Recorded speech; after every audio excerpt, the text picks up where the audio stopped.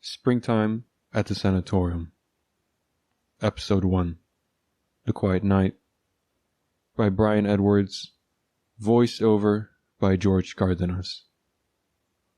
March 11th, 2025. The time is coming when men will go mad, and when they see someone who is not mad, they will attack him, saying, "You are mad. You are not like us." St. Anthony the Great. The times have gone mad. There's no debating it. The insanity of sin and degeneracy replaced even the most traditional institutions. Those of us who remain are like refugees seeking a distant time rather than a place to lie our heads.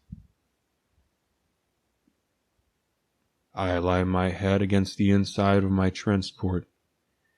Each bump in the road jiggles me and bounces my head from the wall.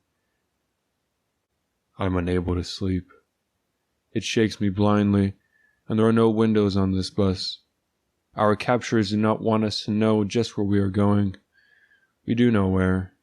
To one of the many state-of-the-art re-education camps. There they hope to make us go mad, as they are. There it is their sole goal to infect us with sin, to kill God as we know him. I am being led to the gates of hell, to be lured in with whatever sweets I may not be able to resist. It has been all the talk in town. It's not much of a secret. My favorite podcasters had been talking about it for months until they were getting flagged with false information. They vanished between September and the New Year.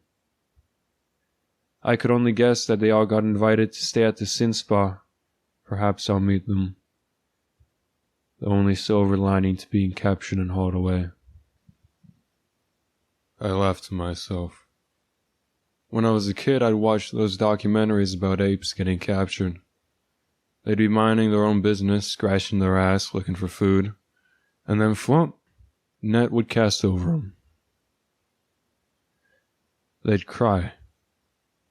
I made similar noises as Unity personnel wrestled me to the ground. Poor bastards, the apes. Wake up in some place, a zoo with walls painted to look like home. The apes would run, sprint towards the freedom of the trees, only to find them as shallow as a thin coating of paint. The world would come to visit them, to look, to point, and laugh at their silly behavior. I have become monkey. I sympathize with the apes. They lost their tribe. So, I'm happy I have no tribe. No family. I was always lonely, but at least no one will grieve for me. At least I'm leaving no mouths to feed. I sigh and no longer laugh. The thought has become sad. The transport is at a complete stop. I don't believe it's a red light or anything. We've been stationary for about 5 minutes.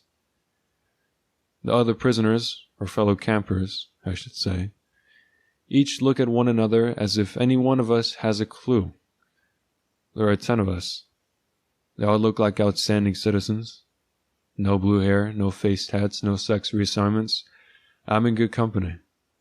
No nihilists are mindlessly occupying space here.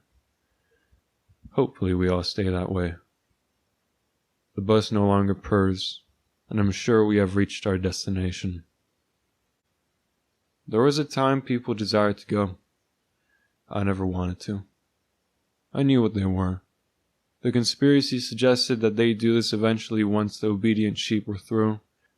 They'd round us up in the dead of night, come looking for us like the shepherds they aren't.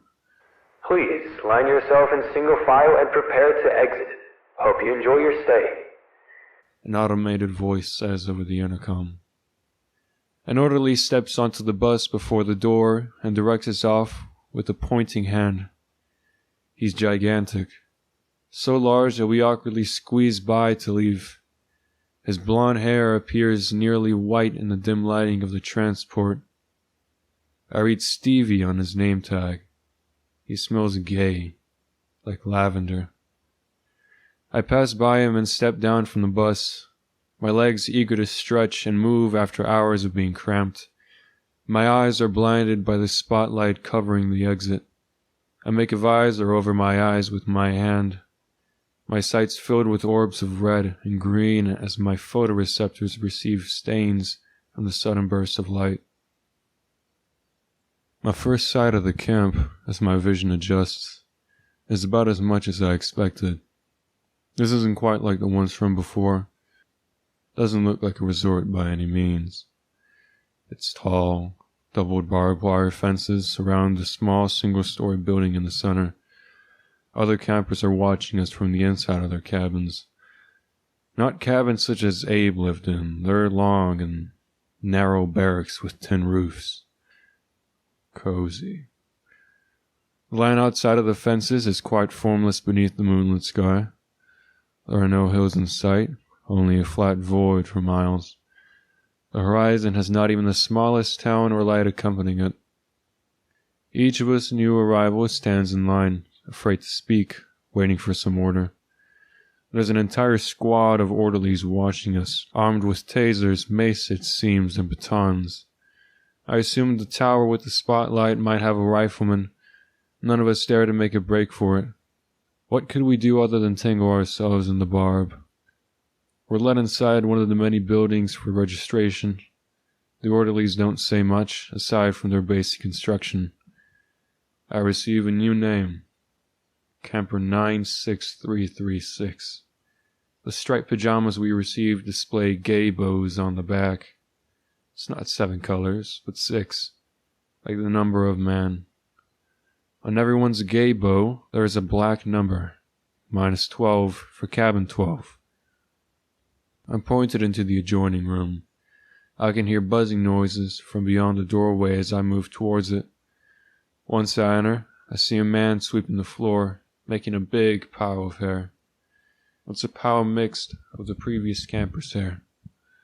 Blonde, black, brown, and white, long, short, and squiggly.